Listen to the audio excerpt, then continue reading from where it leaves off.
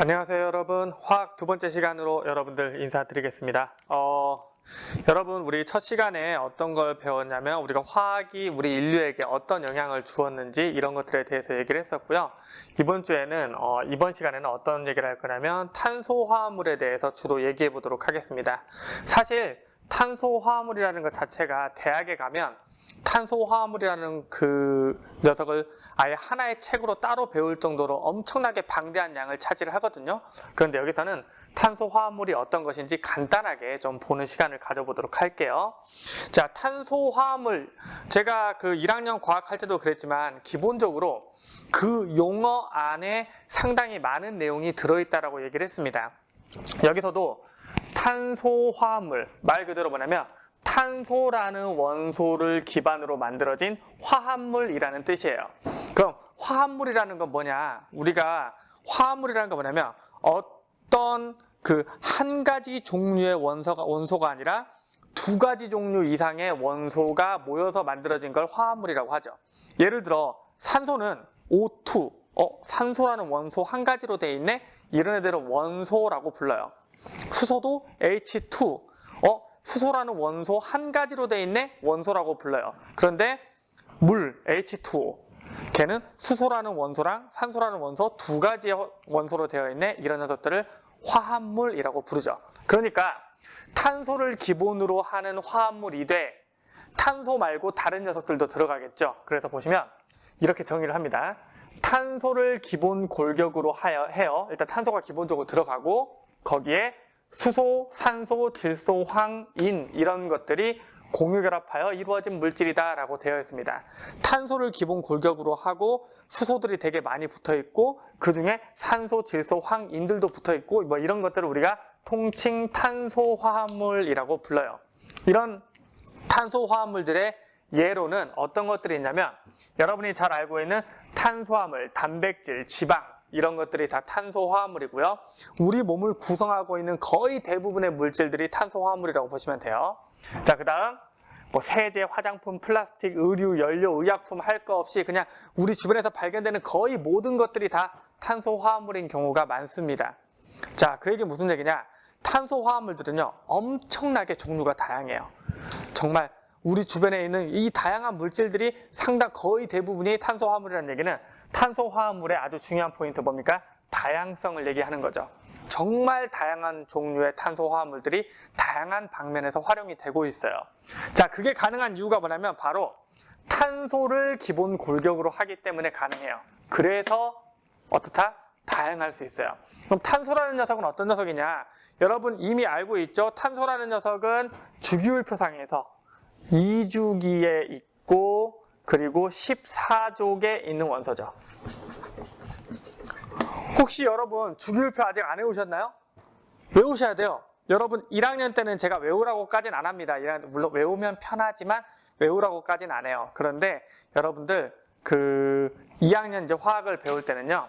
원자번호 1번부터 20번까지 기본적으로 외워두시고 그 다음에 1족, 2족, 17족, 18족 원소들은 기본적으로 우리가 거의 다 외우고 가시는 것이 수업을 듣는데 훨씬 더 유리합니다. 그래서 여러분들 본 수업 시간이 되면 제가 주기율표를 잘 외웠는지 한번 확인해 볼 거예요. 꼭 외워주시기 바랍니다.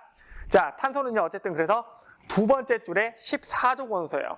14족 원소이기 때문에 여러분 1학년 때 배웠던 것처럼 원자가 전자가 몇 개입니까? 원자가 전자가 14족이면 앞에 1떼고 4개다 라고 배웠을 거예요. 원자가 전자가 4개란 얘기는 옥텟 규칙을 만족하기 위해서 공유결합을 몇 개 할 수 있다는 뜻이냐면 공유결합을 4개 할 수 있어요. 이렇게 4개의 공유결합을 할 수 있게 되고 4개의 공유결합을 하게 되니까 뭐가 되느냐? 다양한 결합이 가능해지는 거죠. 여기서 말하는 다양한 결합이라는 건 어떤 거냐면 이런 걸 얘기하는 겁니다. 예를 들어 탄소들이 결합하는데 탄소가 탄소 이렇게 일렬로 결합할 수도 있을 거고요. 아니면 탄소 이렇게 결합되어 있다가 중간에 가지치기로 탄소가 이런 식으로 더 나갈 수도 있을 거고요. 아니면 탄소들이 이렇게 꼬리에 꼬리를 물고 강강술래 하듯이 고리 모양으로 배치될 수도 있고요. 그리고 탄소와 탄소끼리 한 개의 공유결합만 하는 게 아니라 탄소와 탄소가 이런 식으로 이중결합을 할 수도 있을 것이고 탄소와 탄소가 어떻게 삼중결합도 할 수 있을 거예요. 이처럼 탄소는 4개의 공유결합을 할 수 있기 때문에 4개의 원자과 전자를 가지고 있어서 4개의 공유결합을 할 수 있기 때문에 이렇게 다양한 형태의 결합이 가능하다. 그리고 다양한 형태의 결합이 가능하다는 걸 다시 표현하면 다양한 물질을 만들 수 있다는 거죠. 아까 말한 탄소화합물의 다양성이 바로 이 탄소라는 녀석의 특징에서 비롯된 것이다 라는 걸 기억해 두시기 바랍니다. 자, 그리고 게다가 만약에 분자식이 똑같다고 해도 구조가 다르면 성질이 달라서 다른 물질이 돼요. 우리 이런 걸 뭐라고 부르냐면 이성질체, 달을 이자를 써서 성질이 다른 놈이란 뜻이에요. 분자식은 똑같은데 성질이 다른 녀석들이 있어요. 그러면 종류가 더 다양해지는 거죠. 안 그래도 분자의 종류가 다양한데 같은 분자식이어도 어때? 성질이 다르면 되게 다양해지겠죠.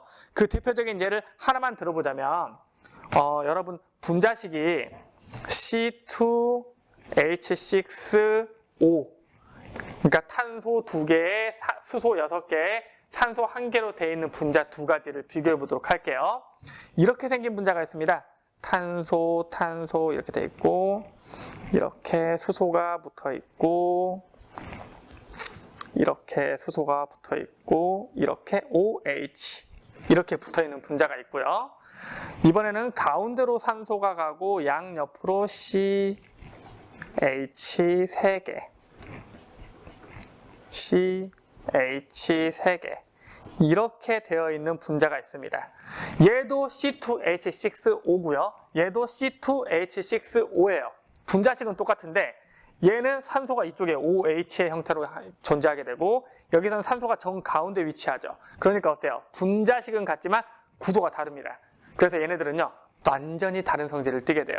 얘 같은 경우는 여러분이 잘 알고 있는 여러분들이 즐겨 먹지는 않겠죠. 예, 즐겨 먹지는 않는 그러리라 믿고 있어요. 에탄올이고요. 술에 들어있는 알코올이죠. 에탄올이고요. 이 녀석 같은 경우는 이름이 뭐냐면 다이메틸 에테르예요. 다이메틸 에테르. 저기 있는 물질은 알코올이고요. 여기 있는 물질은 에테르예요. 얘네 둘은요 성질이 완전히 다릅니다. 뭐 나중에 정말 나중에 배우겠지만 여기 있는 애는 이 OH라는 부분이 알코올의 성질을 가지는 작용기 역할을 해서 알코올이 된 거고요. 여기 있는 애는 가운데 O라는 이 녀석이 바로 에테르라는 녀석의 작용기가 되어서 에테르의 특성을 가지게 됩니다. 어쨌든 중요한 것보다 탄소로 이루어진 물질은 되게 다양한 구조를 만들 수 있어요. 그래서 다양한 물질들을 만들 수 있고 진짜 다양한 탄소 화합물들이 지구상에 존재하는데 심지어 분자식이 같아도 구조가 다르면 성질이 달라서 다른 물질이 된다라는 걸 기억해 두시기 바랍니다.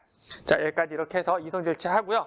이어서 우리가 이런 탄소 화합물들, 우리가 사용하는 다양한 탄소 화합물들은 과연 어디에서 만들어지고 어떻게 활용이 되고 있는지 그걸 원유의 분별 중류를 통해서 알아보도록 할게요. 원유라는 게 있죠. 원유. 원유라는 건 뭐냐면 여러분이 알고 있는 석유, 우리가 흔히 기름을 얘기하는 거예요. 기름. 그러니까 우리나라에서는 이런 원유가 나오지 않지만 뭐 미국이라든가 혹은 중동 지역에서 우리가 기름을 수입해 오잖아요. 땅 속에서 꿀렁꿀렁 나오고 있는 그 거무스름한 그 액체 있죠. 걸쭉걸쭉한 그 상태 그대로를 우리는 뭐라고 부르냐면 원유라고 불러요. 원유. 그런데 이 원유를 있는 그대로 사용하는 게 아니라 이 원유라는 게 사실은 엄밀히 따지면 뭐냐면 혼합물이거든요. 원유는요. 얘는 뭐냐면 혼합물이에요. 그러니까 여러 가지 물질들이 섞여 있어요. 여러 가지 특히 어떤 것들이 주로 많이 섞여 있냐면 여러 가지 탄화수소들이 섞여 있어요. 여러 가지 탄화수소들이. 여러분 탄화수소라는 건 뭐냐면 탄소와 수소로만 되어 있는 탄소화합물이에요. 탄소와 수소로만 이루어져 있는 탄소화합물을 우리가 탄화수소라고 하는데 이런 것들이 여러 가지 종류가 섞여 있는 게 원유예요. 그런데 걔네들마다 여러 가지가 섞여 있는데 그 안에 섞여 있는 여러 가지 물질들의 활용하는 목적이 다르겠죠. 그래서 그 목적에 맞게끔 얘네들을 갖다가 분류해 줄 필요가 있어요. 혼합물이니까 분류를 해야 필요한 곳에 쓸 수 있겠죠.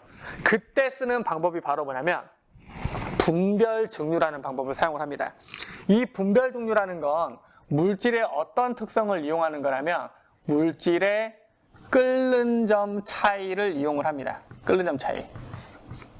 그러니까 낮은 온도에서 끓는 물질과 상대적으로 높은 온도에서 끓는 물질을 구분해내는 방법이라고 해요. 자, 그래서 여기에는 지금 여러 가지 탄화수소들이 섞여 있는데, 원유에 섞여 있는데 얘네들이 여러 가지 물질들마다 끓는 점이 달라요. 그래서 어떻게 하냐면 원유를 처음에 넣어주고요. 가열을 합니다. 뜨겁게 가열을 해요. 그럼 여기 아래쪽에서 가열을 하고 있기 때문에 어떻게 생각하시면 되냐면 이쪽 위로 올라가면 올라갈수록 열원으로부터 멀어지고 있잖아. 그러니까 여기 위로 올라가면 올라갈수록 온도가 낮아진다라고 생각하면 돼요. 온도가 낮아져요. 자, 그러면 끓는 점이 높은 물질은, 즉 높은 온도에서 끓지 낮은 온도에서는 액체 상태인 녀석들은 여기에서 높은 온도일 때는 기체 상태로 존재할 수 있겠지만 위로 올라가서 온도가 식어버리면 액체로 바뀌겠죠. 그러니까 끓는 점이 높은 애들은 위로 못 올라가겠죠. 올라가다가 식어서 물방울 돼서 떨어지고, 올라가다가 식어서 액체가 돼서 떨어지고, 올라가다가 식어서 액체가 돼서 떨어질 거란 말이에요. 그렇다면 온도가 가장 낮은 윗부분까지 도달하는 녀석들은 어떤 녀석이냐면 끓는 점이 낮은 녀석들, 그러니까 쉽게 끓는 녀석들, 그런 녀석들이 도달을 하게 됩니다. 그래서 이 끓는 점을 결정하는 게 뭐냐면 나중에 알겠지만 분자량이 클수록, 쉽게 말하면 크고 무거운 분자일수록 끓는 점이 높아지거든요. 근데 위로 갈수록 제가 끓는 점이 낮은 애들이 모인다 그랬죠. 그러니까 분자량이 작은 애들이 모여요. 덩치가 작고 가벼운 분자들이 모입니다. 그래서 이 위쪽, 이쪽으로 빠져나오는, 가장 높은 쪽에서 빠져나오는 물질이 뭐냐면 바로 평상시에 기체 상태로 존재하는 석유가스예요. 석유가스.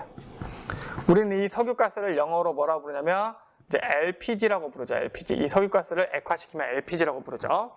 그리고 그 다음 얘보다 조금 더 끓는 점이 높아가지고 그 다음 살짝 밑에서 나오는 녀석이 휘발유. 우리 자동차의 연료로 사용하는 휘발유가 나오고요. 그 다음에 플라스틱이라든가 여러 가지의 기본 재료로 활용되는 나프타가 그 다음으로 나오고요. 그 다음에 우리 기름 보일러나 혹은 기름 난로에 사용되는 등유가 나오고, 그 다음에 SUV 자동차나 트럭 등에 사용되는 경유라는 물질이 나오고, 그 다음에 뭐 여러 가지 그 기계 윤활 장치에 사용되는 윤활유 같은 것도 나오고, 그 다음에 선박이라든가 이런 대형 선박이라든가 비행기 같은 데 사용되는 뭐 중유라는 물질도 나오고요. 그리고 아예 끓지 못하는 애들은 여기서 찌꺼기 형태로 나오게 돼요. 이 찌꺼기가 바로 뭐냐면 이제 아스팔트 콜타르. 우리 도로 포장할 때 보면 까만 액체 같은 걸로 이렇게 자갈 모래 같은 것들을 이렇게 묶어가지고 굳히잖아요. 이 아스팔트 콜타르가 바로 이 찌꺼기에 해당된다고 보시면 되겠습니다. 자, 그래서 이 위쪽으로 갈수록 뭐다? 끓는 점이 낮은 물질이다. 아래로 가면 아래 갈수록 잘 끓지 않는, 즉 끓는 점이 높은 물질이다 라고 생각을 하시면 돼요. 자, 그래서 이 석유가스 같은 경우에는 아까 얘기했잖아요. 얘네들은 탄소와 수소로만 이루어진 물질이에요. 그리고 덩치가 커질수록 무거워지고 그리고 끓는 점이 높아진다 그랬죠. 자, 끓는 점은 위로 갈수록 낮고 아래로 갈수록 높아진다 그랬어요. 그 다음에 탄소의 수. 탄소가 많으면 많을수록 무거워지겠죠. 탄소가 많으면 많을수록 무거워지고 끓는 점이 높아져요. 그러니까 탄소의 수는 여기서 아래로 갈수록 탄소의 수가 점점 어떻게 돼? 많아지고요. 끓는 점 역시 아래로 갈수록 점점 높아지게 됩니다. 뭐 여기 사용되는 석유가스 같은 경우에는요, 탄소의 수가 한 1에서 4개, 탄소가 1개 내지 4개 정도 된다라고 표현을 하고요.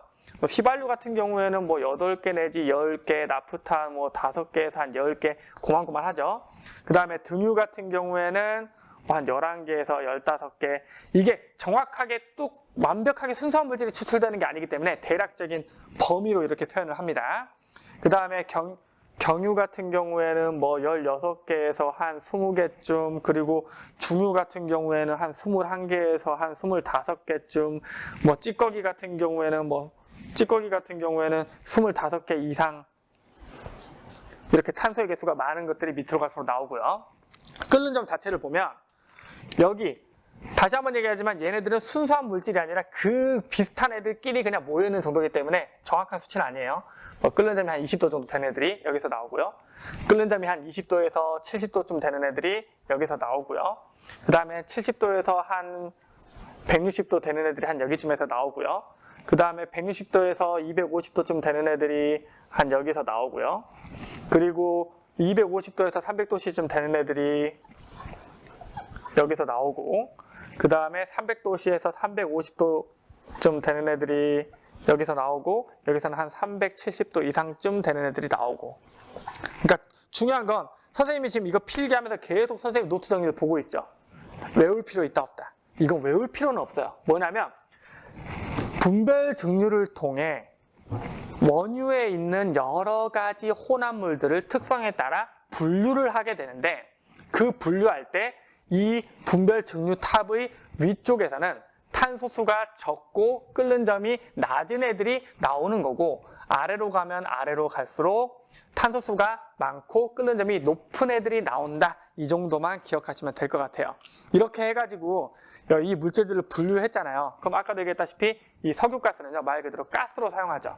자동차에 들어가는, LPG 자동차에 들어가는 가스, 뭐 난방과 치사에 사용되는 가스로 사용이 되고, 휘발유는 뭐 자동차 연료로 사용되고, 그 다음에 나프타는 여러 가지 플라스틱이라든가 이런 것들이 재료로 사용되고, 뭐 등유 같은 경우 아까 얘기했죠, 난로나 기름 보일러에 사용되고, SUV 자동차 트럭에 사용이 되고, 윤활유로 사용이 되고, 그리고 뭐 이제 큰 선박의 연료로 사용이 되고, 도로 포장재로 사용이 되고, 이런 식으로 분류를 해서 각각의 용도에 맞게 사용하고 있다. 그 정도만 기억하시면 될 것 같습니다.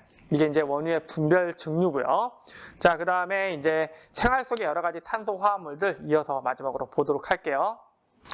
우리가 원유 분류를 통해서 이렇게 얻은 여러 가지 탄소 화합물들이 생활 속에서 이렇게 많이 활용이 되고 있습니다. 실제로 이제 천연적으로 만들어져서 활용되는 것도 있고, 아니면 그 원유 분류를 통해서 얻은 재료를 가지고 합성을 해가지고 만드는 것들도 있는데, 그 예시들을 하나씩 보도록 할게요. 자, 생활 속의 탄소 화합물들 보면 그 중에서 연료라는 게 있습니다. 자, 연료라는 건 우리가 1학년 때도 얘기했지만 연료는 뭐라 그랬어요? 연소시키기 위한 재료라 그랬죠. 태우기 위한 재료예요. 태우기 위한 재료. 그래서 어떤 것들을 주로 태우냐면 탄화수소를 주로 태웁니다. 탄화수소. 여러분, 탄화수소 같은 경우에는 아까도 얘기했지만 어떤 탄소 화합물을 탄화수소라고 했어요? 탄소와 수소, 이 두 가지 원소로만 이루어진 탄화수소들을 탄소 화합물들을 탄화수소라고 불렀었죠. 맞죠? 얘네들 같은 경우에 태웁니다. 태운다는 거예요. 연소잖아요. 연소라는 건 여러분들 잘 아시다시피 뭐와 결합하는 거야? 산소와 결합하여 열과 빛을 내는 현상이죠. 맞죠? 그래서 열이 나요. 그리고 탄소와 수소를 가지고 있는 애가 산소와 결합했기 때문에 그 생성물은 당연히 이산화탄소와 물이 나오겠죠. 네, 너무 당연한 얘기죠. 이런 식으로 내가 뭔가 태우기 위한 재료로 사용되는 걸 연료라고 하는데, 그 연료는 아까도 얘기했던 것처럼 여러 가지 가스, 휘발유, 경유, 등유 엄청나게 많은데, 이 중에서는 여기서는 뭐냐? 주로 가스 형태의 것들을 보도록 할게요. 자, 보시면 CH4, 얘를 메테인이라고 부르고요. 그 다음에 C3H8, 프로페인이라고 부르고요. 그 다음에 C4H10, 이건 뷰테인이라고 불러요. 자, 그래서 탄소와 수소로만 이루어져 있는데 이 탄소가 몇 개냐에 따라서 이름이 이렇게 정해진 거예요. 자, 아까 얘기했죠. 탄소의 개수가 많아지면 많아질수록 분자의 크기가 커지고 무거워지고 끓는 점이 높아진다 그랬어요. 맞죠? 그래서 끓는 점이 높아져요. 그래서 이쪽으로 가면 갈수록 어떻게 된다? 탄소수가 어떻다? 탄소수가 많다. 탄소수가 많으면 끓는 점이 어떻게 된다? 끓는 점도 높아진다. 자, 그리고 끓는 점이 높아지면 액체로 만들기 쉽다는 얘기죠. 끓는 점이 낮으면 막 기체로 존재하려고 하는데 끓는 점이 높으면 액체 상태로 존재하기 쉽다는 얘기이기 때문에 액체 상태로 존재하기 쉽다는 말을 다른 말로 표현하면 가지고 다니기 쉽죠. 운송 및 보관이 편리해요. 자, 그러니까 이 중에서 운송 및 보관이 가장 어려운 건 뭐겠어요? 바로 뭐냐면 메테인이죠. 얘는 끓는 점이 상당히 낮아요. 영하란 말이에요. 영하. 그래서 너무 낮기 때문에 웬만하면 기체 상태로 존재해요. 액체 상태로만 보관해 놓기가 되게 쉽지가 않아요. 그래서 얘 같은 경우에는 주로 어디에 사용되냐면 어딘가에 이렇게 통에 보관해 놓는 용도가 아니라 그냥 가스관을 통해 직접적으로 공급하는 형태로 많이 제공됩니다. 그래서 얘가 바로 뭐냐면 도시가스의 주성분이에요. 도시가스. 우리가 흔히 LNG라고 부르죠. LNG. 도시가스의 주성분이에요. 자, LNG는 뭐의 약자입니까? Liquefied Natural Gas. 그러니까 천연적인 가스를 갖다가 liquefied, 그러니까 액화를 시킨 거예요.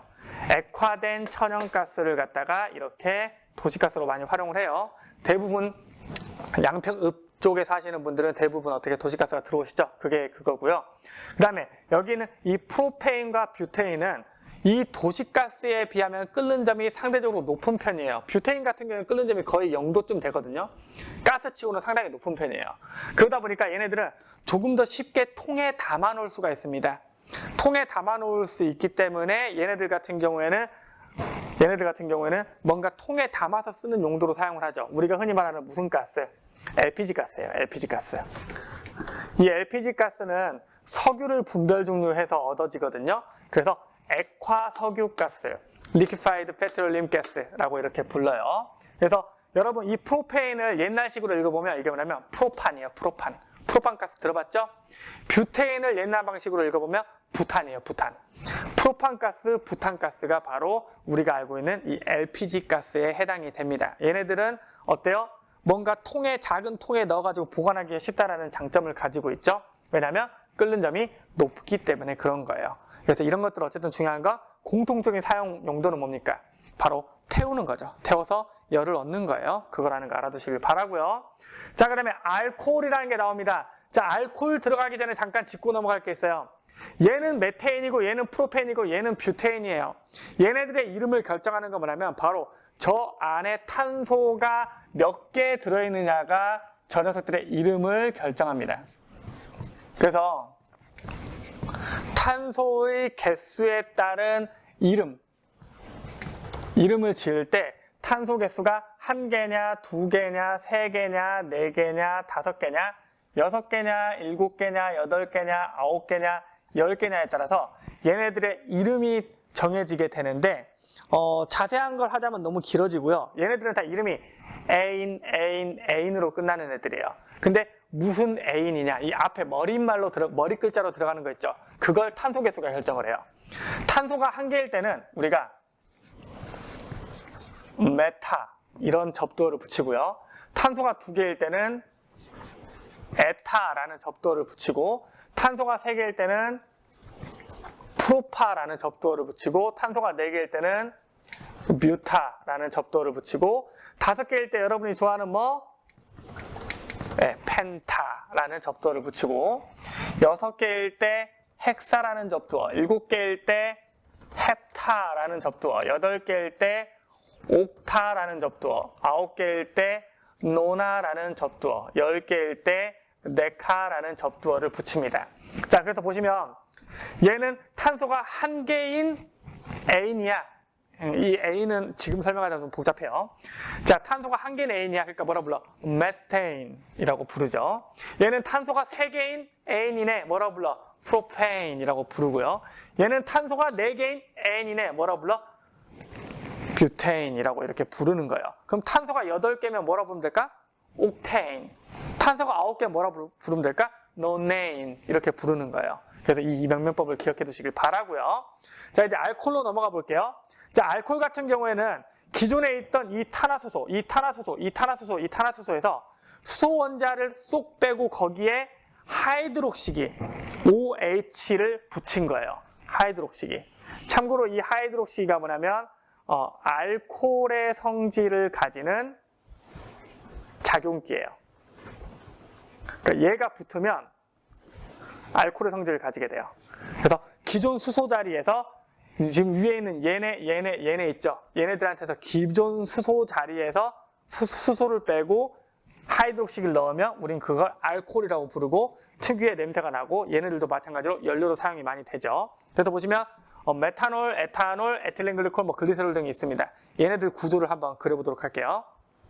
자, 이름을 보시면 알겠지만 메탄올 같은 경우에는 메테인으로부터 비롯된 녀석입니다. 메테인은 CH4잖아요. 그래서 기본적으로 보시면 C가 있고 여기에 H가 이렇게 4개 붙어있는 꼴이다라고 보시면 돼요. 원래 이게 메테인인데 이 메테인이 가지고 있던 수소원자 위치에 수소원자 하나를 빼고 여기에다가 뭘 넣을 거냐면 하이드록시기 OH를 넣을 거예요. 바로 이게 메테인이 알코올이 된 거라서 메테놀이에요. 메탄올. 알겠죠? 자, 그 다음에 에탄올은 뭐냐? 아까 에타 수소원자 몇 개인 거예요? 아니, 탄소원자 몇 개인 녀석이 에타예요? 2개인 거죠. 그래서 원래 에테인이라는 녀석이 있어요. 에테인은 이렇게 탄소원자가 2개 있고 여기에 수소원자가 이렇게 하나, 둘, 셋, 넷, 다섯, 6개 붙어있는 얘가 에테인이거든요. 그런데 이 에테인의 수소원자 하나를 빼고 여기에다가 OH를 넣었다. 그럼 이걸 뭐라 불러? 에테인으로부터 비롯된 알코올, 그래서 에탄올이라고 부르는 거예요. 에탄올. 그리고 지금 여기 2개 같은 경우에는 이 하이드록시기가 1개씩 붙었잖아요. 근데 이 하이드록시기가 2개 붙는 경우도 있고 3개 붙는 경우도 있습니다. 그래서 그런 형태의 알코올들도 여기 한번 몇 가지 제시가 되어 있는데요. 일단 에틸렌 글리콜이라는 녀석이 있습니다. 에틸렌 글리콜. 에틸렌 글리콜은 어떻게 생겼냐면 에틸, 이름 보시면 알겠지만 에틸, 에타 뭔가 탄소가 2개일 것 같은 느낌적인 느낌이 오시죠. 그래서 탄소가 이렇게 2개가 있고 이렇게 수소가 붙어 있어요. 이게 에테인, 이렇게 수소 붙어 있는 게 얘가 에테인이죠. 맞죠? 그런데 이번에는 수소를 하나 빼고 하이드록시기로 바꾸는 게 아니라 수소를 2개 빼고 하이드록시기로 바꿀게요. 양쪽 수소를 떼고 여기에 이렇게 하이드록시기를 이쪽에도 1개, 이쪽에도 1개 이렇게 붙였어요. 이것도 일종의 알코올입니다. 자, 그 다음에 글리세롤 같은 경우에는 얘가 일종의 관용명이기 때문에 얘 이름을 가지고 탄소 개수를 알기는 힘들어요. 그래서 제가 탄소를 개수를 그냥 직접 그려드릴게요. 그냥 얘 같은 경우에는 탄소가 하나, 둘, 3개 있는 애인데 얘는 이 각각의 탄소 하나하나에 모두 OH가 붙었다고 보시면 됩니다. 여기에도 OH가 붙어 있고 얘한테도 OH가 붙어 있고 얘한테도 OH가 붙어 있고 그리고 나머지는 수소가 붙어 있는 이런 형태의 물질이 바로 글리세롤이에요. 글리세롤. 중요한 포인트는 뭐다? 얘네들은 원래 탄화수소였던 녀석들의 수소 위치에 이런 식으로 하이드록시기가 붙게 되는데 이 하이드록시기가 바로 알코올의 성질을 나타내게 해준다. 자, 하이드록시기가 이렇게 한 분자에 2개 붙을 수도 있고 이렇게 하이드록시기가 한 분자에 하나, 둘, 3개 붙을 수도 있다라는 거 정도 기억해 두시기 바랍니다. 자, 메탄올 같은 경우에는 여러분들 주로 어디에 사용되냐면 연료로 사용되죠. 연료. 진짜 말 그대로 연료로 사용돼요. 우리가 흔히 뭐 알코올 램프에 연료로 사용을 한다든가 이런 데 주로 사용을 하고요. 아니면 뭐 연료전지 같은 데 사용이 되기도 하고요. 주로 연료로 사용이 돼요. 자, 그 다음에 에탄올 같은 경우에는 여러분들 잘 아시다시피 술에 있는 알코올 성분이죠. 맞죠? 그래서 말 그대로 식용으로 사용이 되기도 하죠. 음료로 사용되기도 해요. 저는 개인적으로 안 좋아합니다. 그리고 또 어떤 용도로 사용되냐면 우리가 소독하는 용도로 사용이 되죠. 알코올 소독을 한다고 하잖아요. 그때 사용하는 게 바로 이 에탄올이고요. 자, 그 다음에 여기 보시면 에틸렌 글리콜이라는 녀석이 있는데 이게 상당히 위험해요. 얘는 마시면 안 되거든요. 물론 얘도 마시면 안 돼요. 물론 여러분은 아직 얘를 마시면 안 되는데 성인 되면 마실 수 있어요. 얘는 성인 되고 마셔도 안 돼요. 얘도 성인 되고 마셔도 안 됩니다. 하늘나라 가시는 수가 있어요. 자, 이 에틸렌 글리콜은요, 어떤 성분이냐면 자동차에 넣어주는 부동액, 즉 얼지 않는 액체, 부동액, 냉각수의 원료로 사용이 됩니다. 근데 얘가 좀 위험한 게 뭐냐면요, 단맛이 나요. 먹어보진 않았어요. 단맛이 난대요. 그래서 실수로 이 부동액을 단맛이 나는 맛있는 음료네라고 마시면 네, 위험해요. 죽을 수 있습니다. 알고 계시길 바라고요. 실제로 에틸렌 글리콜 자체는 무색이에요. 색이 없는데 자동차 부동액은 물과 구분 지어주기 위해서 맛있는 색상, 약간 초록색, 파란 색상으로 입혀져 있다는 거 참고해 주시기 바랍니다. 자, 그 다음에 이 글리세롤 같은 경우에는요, 많이 들어보셨을 거예요. 우리 피부 보습제 있죠. 보습제로 사용이 되는 거 있다는 거 알아두시기 바랍니다. 자, 이게 이제 알코올이었고요. 그 다음에 식품과 의약품은 쉽게 갑시다. 여러분, 우리가 먹는 탄단지 모두 뭐라 그랬어? 탄소화합물이라 그랬잖아요. 그러니까 여기에는 뭘 넣어도 상관없어요, 식품은. 근데 이제 그 중에 대표적인 게 포도당. 탄소를 기반으로 수소랑 산소가 붙어 있구나. 탄소화합물 맞죠? 자, 그 다음에 아세트산. 탄소와 수소, 산소로 이루어져 있네. 얘 식초의 주성분이죠. 맞죠? 얘는 식초죠.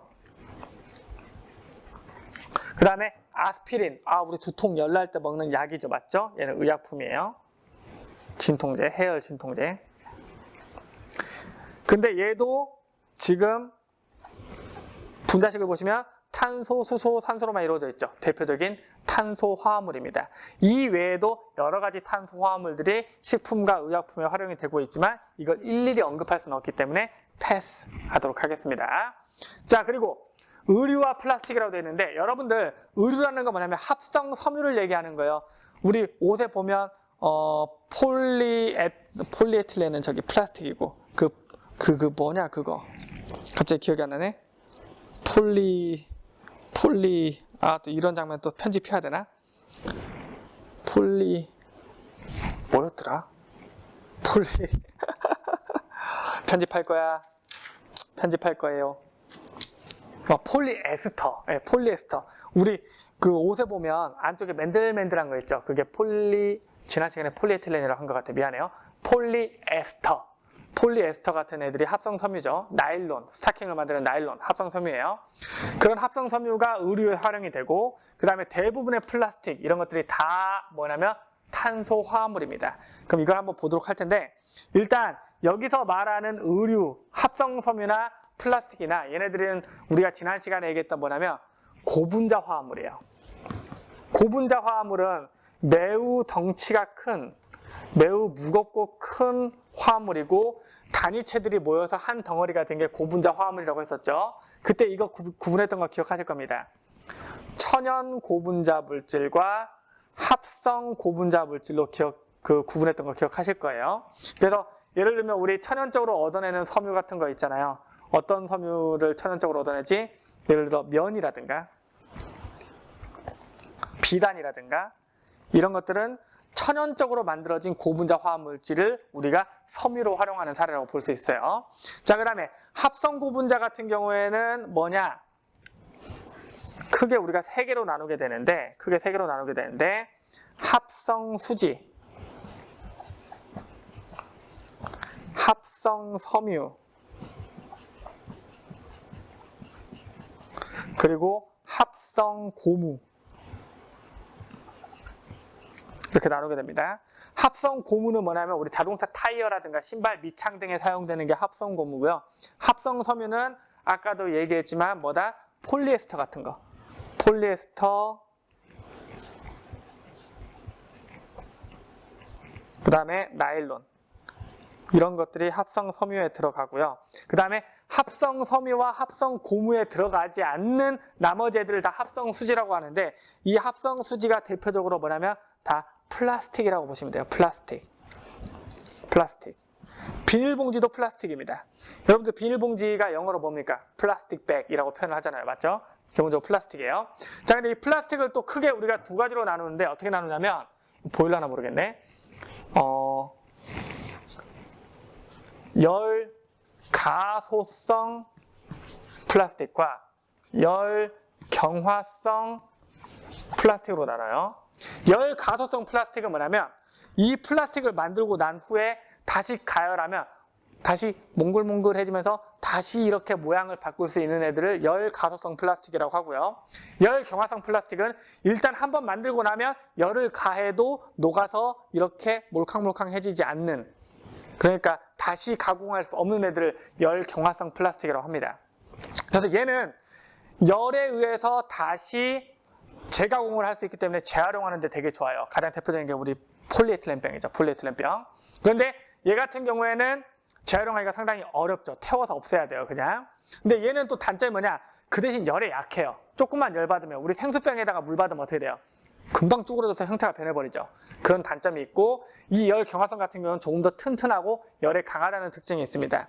그렇기 때문에 그런 차이점을 가지고 있기 때문에 어떻게 되냐면 얘는 쉽게 변하면 안 되는 애. 그러니까 뭐야? 식기류, 물병, 생수병 말고 뜨거운 물 담아도 되는 물병, 식기류라든가 혹은 접착제에 활용이 되고요. 그 다음에 열 가소성, 얘 같은 경우에는 한번 포장하고 나서 그냥 버려지면 아깝잖아, 그치? 그래서 포장하고 나서 재활용할 수 있는 포장재라든가 전선, 피복 등에 사용이 된다고 합니다. 자, 어쨌든 중요한 건 이런 고분자 화합물들이 의류, 섬유라든가 아니면 여러 가지 형태의 플라스틱으로 활용이 되고 있고, 얘네들은 다 기본적으로 뭘로 되어 있다? 탄소화합물 기반으로 되어 있는 물질이다. 그럼 또 오늘 배운 거 보시면 알겠지만, 오늘 배운 내용이 보시면 생활 속에는 정말 다양한 탄소화합물들이 있고 엄청나게 다양한 탄소화합물들이 여러 분야에 활용되고 있다는 거, 이걸 기억하시면 되는 겁니다. 알겠죠? 이걸 기억하시고, 그다음에 기본적으로 그것들이 원유로부터 비롯된 것이고 탄소화합물의 정의가 어떤 것이냐, 이 정도 기억하시면 되겠네요. 여기까지 해서 오늘 탄소화합물 수업 마치고요. 다음 시간에 진짜 화학의 첫걸음인 어떤 몰 개념, 이런 부분들 배울 수 있도록 해봅시다. 오늘 수업 여기까지만 하도록 할게요. 여러분 수고 많으셨고, 제가 보내준 파일에서 해가지고 이번 단원의 문제풀이 할 수 있으면 미리 해두시면 좋을 것 같아요. 여러분 수고하셨습니다. 다음 시간에 만나요.